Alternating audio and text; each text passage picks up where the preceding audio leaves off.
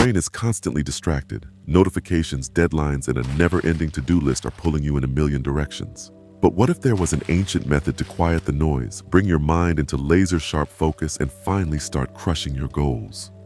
In this video, I'll show you how to apply the Lotus Method, rooted in Eastern philosophy, to transform your scattered thoughts into a calm, clear, and focused mindset. Miss this, and you might never break free from distraction. But watch through and change your life, starting now. Part 1. Gohan's struggle with resistance. Gohan is full of potential, much like you. He has big dreams and clear goals. He wants to get fit, excel in his career, and improve his personal life. But every time he tries to take action, something holds him back. It's not that Gohan lacks motivation.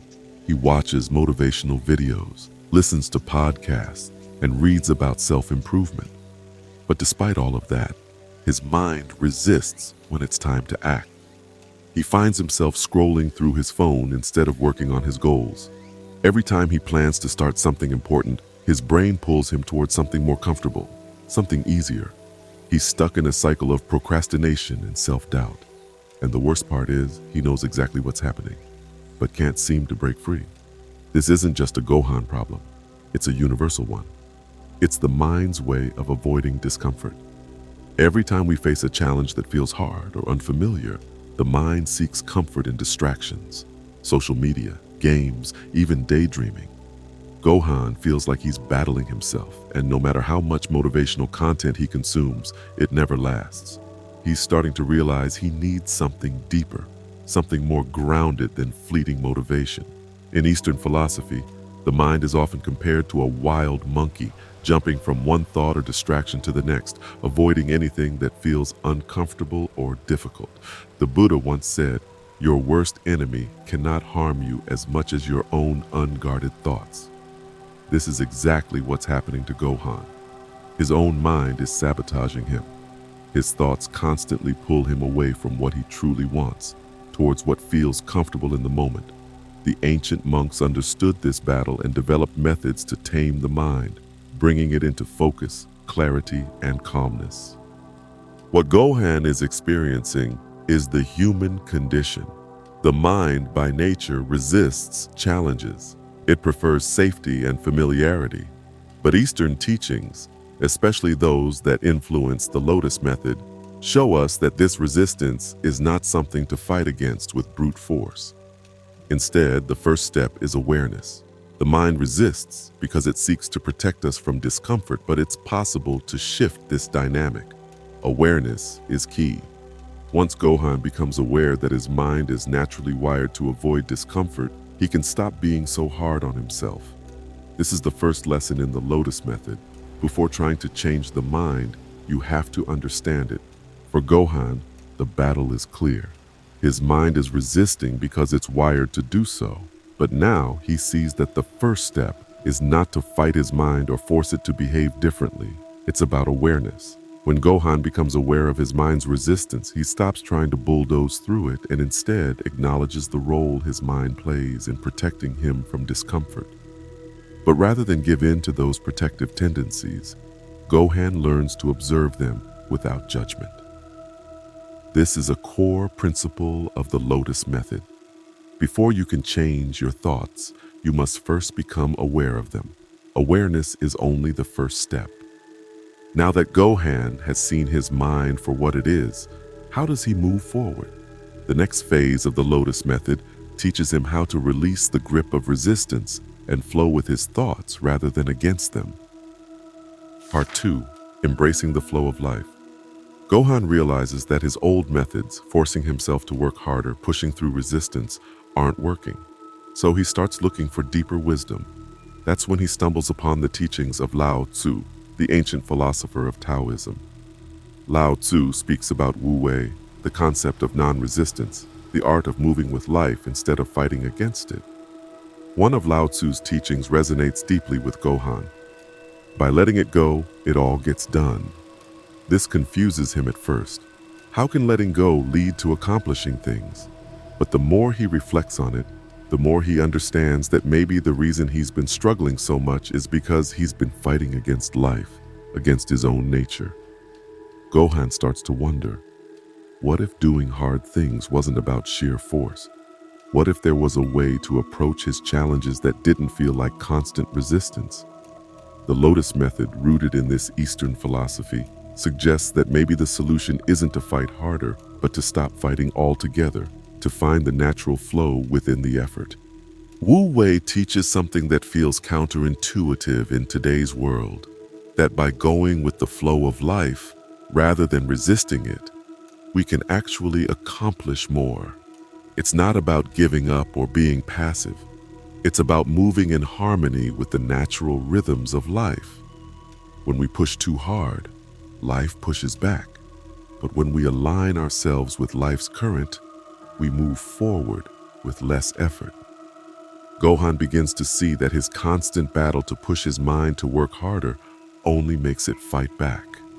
By embracing this ancient Taoist wisdom, he realizes that it's possible to work on difficult tasks without resisting them. Instead of viewing hard tasks as enemies, he starts seeing them as part of the flow. Gohan starts applying Wu Wei in his life. Instead of forcing himself through every difficult task, he learns to approach them with ease. When something hard comes up, whether it's a workout, a work project, or a personal challenge, he pauses and reminds himself not to resist it. He accepts that difficulty is part of life's flow, and in doing so, he releases the inner struggle. This shift makes his tasks feel lighter. Where once he battled with himself to get things done, he now feels a sense of calmness in the process. This is the next step in the Lotus Method, releasing resistance and finding harmony in effort. Now that Gohan has started to go with the flow of life, he needs to learn how to cultivate stillness and reflection to deepen his journey. Part 3. The Power of Stillness and Reflection. Gohan's journey continues as he searches for ways to quiet his restless mind. That's when he encounters Zen Buddhism and the concept of zazen, or sitting meditation. At first, the idea seems simple, just sitting in silence. But as Gohan tries it, he discovers how difficult it is to sit still while his mind races. He's used to constant action, to thinking that doing more is the solution. But as he learns from Zen Master Dogen's teachings, if you can't find the truth right where you are, where else do you expect to find it? Gohan begins to realize that true strength and clarity don't come from constantly moving forward. They come from stillness. Through Zazen, Gohan experiences a powerful shift. Instead of his mind feeling chaotic and scattered, it starts to settle. Just like a lake disturbed by wind calms down when the wind stops, Gohan's mind becomes clearer the more he practices stillness. It's in these moments of quiet reflection that he starts to see his challenges for what they really are, not insurmountable obstacles, but opportunities to grow. Gohan realizes that his constant urge to do was what made his mind so resistant to the hard tasks. In stillness, he finds a sharpness in his thoughts, a clarity he hadn't experienced before. Instead of rushing headlong into tasks, he takes a step back, practices Zazen, and lets the answers come to him. In the quiet, he discovers his own inner strength. This is the third step in the Lotus Method, cultivating stillness. Gohan begins to embrace the idea that stillness, like the roots of the lotus flower buried in the mud, provides the foundation for growth. Just as the lotus flower rises through the mud to bloom in purity, Gohan realizes that his challenges, the very things that cause stress and anxiety, are the mud that can nourish his personal growth. By practicing stillness daily, he not only calms his mind, but also develops a steady focus. Now, when he approaches difficult tasks, his mind is clear, and he's able to move through challenges with a calm, deliberate energy. But stillness alone isn't enough. Gohan has learned how to calm his mind, but now he must take that calm focus and turn it into action. Part 4.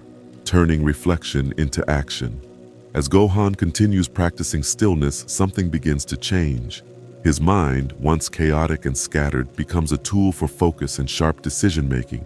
He recalls the lessons of the Shaolin monks, who not only meditated for hours, but also perfected their bodies through physical discipline.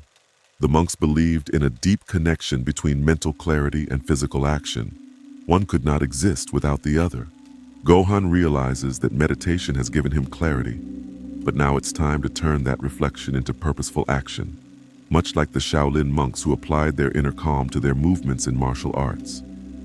Gohan starts to see his life tasks, like a Shaolin monk would approach their training, with precision, purpose, and patience. Every task, no matter how small, deserves focus. He understands that he doesn't need to take on everything at once. Instead, he can channel his newfound clarity into one action at a time. The Shaolin monks teach that true mastery is the harmony between the mind and body. If the mind is still, the body can act with intention. But if the mind is chaotic, the body's actions are also disordered. In the same way, Gohan learns that his stillness needs to translate into focused, intentional action. Meditation without action leads to stagnation, and action without reflection leads to burnout. The key is balance. The monk's wisdom shows him that when both are aligned, he can achieve more than he ever thought possible without feeling overwhelmed. The fourth step in the Lotus Method is action with intention. Gohan realizes that his ability to succeed doesn't come from doing 100 things at once. It comes from doing one thing at a time with his full attention. He begins to approach his work, relationships, and personal projects with this singular focus, giving each task his full energy and clarity. As a result, he finds that the hard tasks he once dreaded now seem manageable, and he moves through them with calm determination. Gohan is no longer scattered. He's precise, like a Shaolin monk practicing a kata with deliberate, mindful movements. But even with focus and intention, there's one more essential piece to the puzzle. Part 5. The Lotus and the Art of Patience. Gohan has been making steady progress. He's learned to calm his mind through stillness and reflection, and he's started to turn that clarity into intentional action. But as the days go by, he finds himself growing impatient. Despite his focus and effort, the results aren't coming as quickly as he hoped. The frustration builds, and Gohan begins to wonder if he's doing something wrong. That's when he remembers the teachings of the Eastern monks who often spoke about the lotus flower. The lotus grows slowly, pushing its way through the thick mud beneath the surface before it blooms into something beautiful. The monks teach that the beauty of the lotus is in its patience. It doesn't rush the process. It blooms when it's ready. Gohan realizes that just like the lotus, he needs to practice patience. The progress may be slow, but rushing it will only create resistance. Gohan learns to embrace the slowness of the journey. By letting go of his impatience, he finds that he is more at peace with his progress. Like the lotus flower, he knows that his bloom will come, but it will happen in its own time. The art of patience becomes his final lesson in mastering the mind, and with it, he feels a sense of calm that he had never experienced before. So, where are you on this journey? Are you resisting, or are you ready to embrace the Lotus Method? Start with one step, whether it's practicing stillness, applying more intentional focus, or learning to be patient with yourself. Your growth will come, but it will unfold in its own time. If this video gave you some insight, don't forget to hit that subscribe button, and let's continue this journey of mastering the mind together.